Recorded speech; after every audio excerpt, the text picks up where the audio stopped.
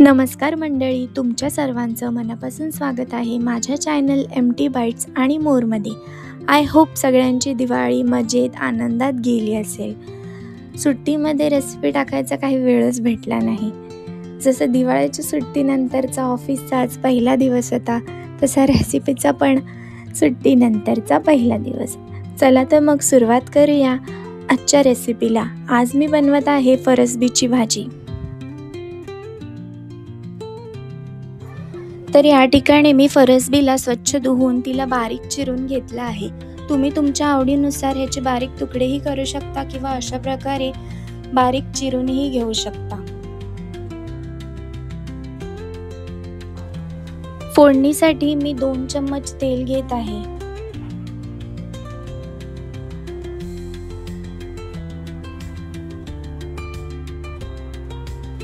तेल चांगलं गरम झालं की यामध्ये अर्धा चम्मच एवढी राई घालून ती चांगली तडतडून घ्यायची आहे.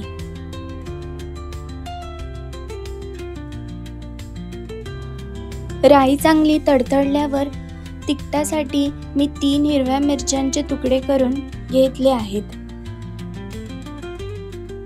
मिरच्या पोळून झाल्यावर आता यामध्ये एक मध्यम आकाराचा बारीक चिरलेला कांदा आणि कढीपत्ता घालून तोही चांगला पोळून घेणार आहे.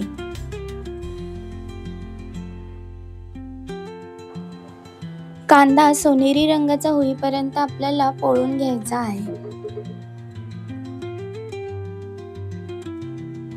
कांदा चांगला पोळून झाला की यामध्ये एक मध्यम आकाराचा बारीक चिरलेला टोमॅटो घालून तो देखील चांगल्या पद्धतीने मऊ होईपर्यंत पोळून घ्यायचा आहे.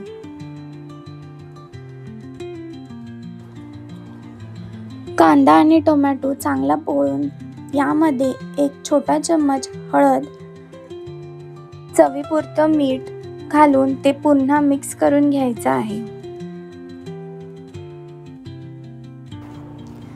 व्यवस्थित मिक्स करून झाल्यावर आता यामध्ये बारीक चिरून घेतलेली फरसबीची भाजी घालून भाजी फोडणीमध्ये चांगली मिक्स करून घ्यायची आहे. ही भाजी मी वाफेवर शिजवणार आहे, त्यामुळे मी ह्याच्यामध्ये पाणी ऍड करणार नाही.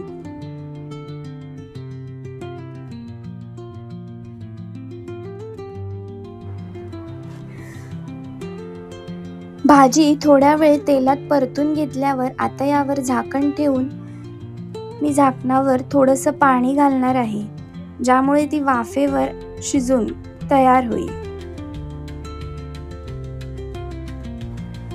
10 मिनिटं वाफेवर शिजवल्यावर एकदा झाकण काढून चेक करूया की भाजी शिजली आहे की नाही. भाजी ऑलमोस्ट शिजून रेडी आहे. आता यामध्ये मी अर्धी वाटी दाण्याचा कूट ॲड करून ती पुन्हा मिक्स करून घेणार आहे. तुम्ही तुमच्या आवडीनुसार यामध्ये खोबऱ्याचा किस किंवा दाण्याचा कूट ॲड करू शकता.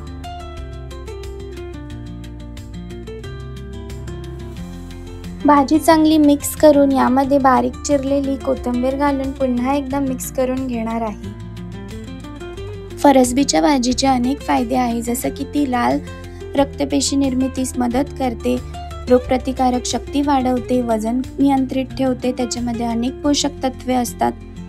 अशी ही फरसबीच्या भाजीची रेसिपी आवडल्यास चॅनलला लाईक, सबस्क्राईब आणि शेअर नक्की करा.